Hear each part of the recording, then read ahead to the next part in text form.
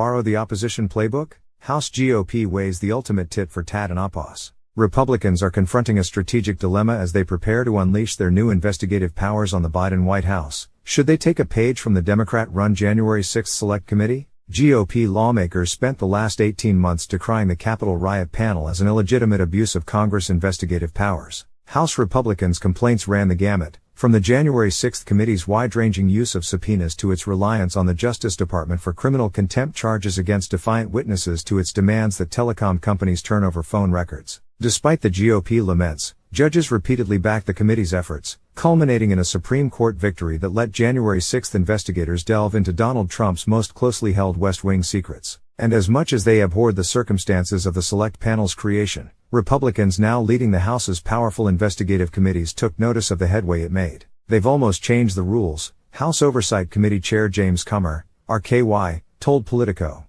Are we going to continue that pattern? Look, we want to get as much information as we can get, and they've written a new playbook, so we'll have to talk about it as a committee and as a conference. And quad. Republican leaders are already navigating intra-party tensions over which tactics to embrace. They are under fierce pressure from their right flank and the party's base to go scorched earth against the Biden administration, with some already agitating for impeachments. But centrists and institutional-minded Republicans, fresh off the sting of a disappointing midterm, are warning that carbon-copying Democrats isn't the way to go. I think mostly what the Democrats did as precedent is weaken Congress. I don't think they did a very good job, said Representative Kelly Armstrong, RN.D., who is joining the Oversight Committee. If we get into a tit for tat, I don't think that will serve Republicans, Congress, or the American people well. And quad. In some ways, it's a challenge Congress faces every time the House changes hands. Lawmakers intensely rely on precedent, taking inspiration from their predecessors regardless of party or even if they previously railed against it. To Hill veterans, it's almost a cliché. When one Congress deploys an oversight tactic, it becomes part of the toolbox for every subsequent Congress, particularly if it is tested and approved by federal courts in D.C. Turnabout is fair play, and they were warned this at the time,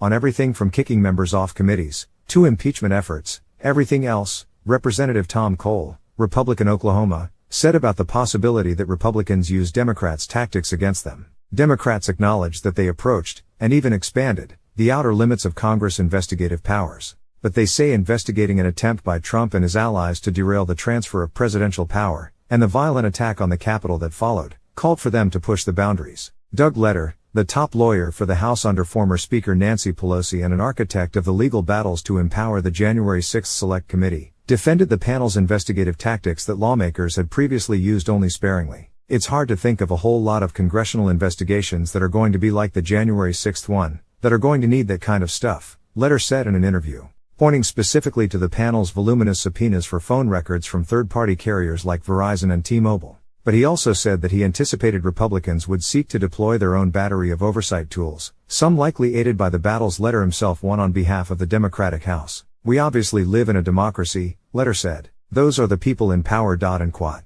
In court filings, Letter emphasized Congress' broad ability to conduct investigations into matters of national significance. He frequently defended the panel against dozens of lawsuits brought by figures like former White House Chief of Staff Mark Meadows, the Republican National Committee, and Trump himself. Time and again, judges agreed that the panel was operating properly on matters of grave national significance. That included last year, when then-Minority Leader Kevin McCarthy, Republican California, unsuccessfully argued in an amicus brief for Trump ally Steve Bannon that the committee shouldn't be granted certain powers as he had not appointed any members to it, a result of McCarthy's decision to boycott the panel after Pelosi tossed some of his original picks. Republicans' tactical options aren't limited to those the January 6 committee deployed. Democrats booted Reps. Marjorie Taylor Greene, Republican Georgia, and Paul Gosar, Republican Arizona, from committees for incendiary rhetoric aimed at colleagues. Both Greene and Gosar will sit on the oversight panel this Congress. Democrats also subpoenaed and won a legal fight to obtain Trump's tax returns. A House Democratic aide, granted anonymity to speak candidly, predicted Republicans will use some tactics against them but warned the flip side is true as well. And quad. Republicans set the playbook, and Trump set the playbook, for how to defend against some of this. Get it in court and tie it up. That sword cuts both ways from them. I've been around the Hill long enough to know what goes around comes around, the aide added. So far, Republicans have embraced two plays Democrats used. First, McCarthy is vowing to prevent Reps. Adam Schiff, Democrat California, and Eric Swalwell, Democrat California, from getting Intelligence Committee seats, something he can do unilaterally as Speaker due to the nature of that panel. He's also promised to keep Representative Ilhan Omar, Democrat Minnesota, from getting a Foreign Affairs Committee seat, which will likely spark a House floor showdown. Secondly, Republicans greenlit a sprawling select subcommittee that will probe the weaponization of the federal government, including current federal investigations, the Justice Department, the FBI and the intelligence community. The controversial panel, a demand by some of McCarthy's hardline detractors during the 15-ballot speakership fight, will be under the stewardship of Judiciary Committee Chair Jim Jordan, Republican Ohio.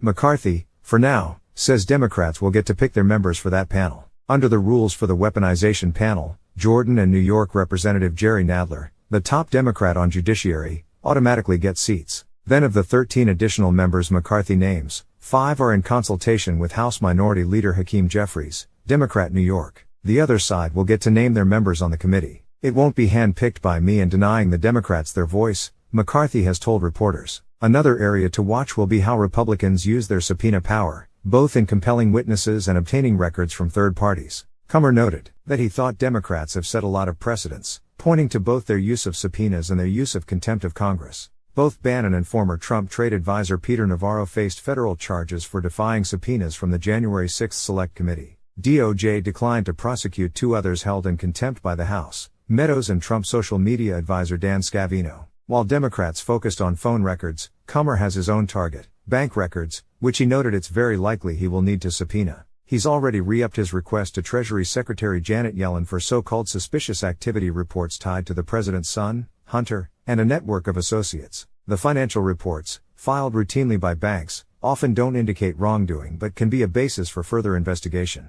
We want specific, financial, transactions, Comer said. I don't want this thing to keep growing and they never end. And quote.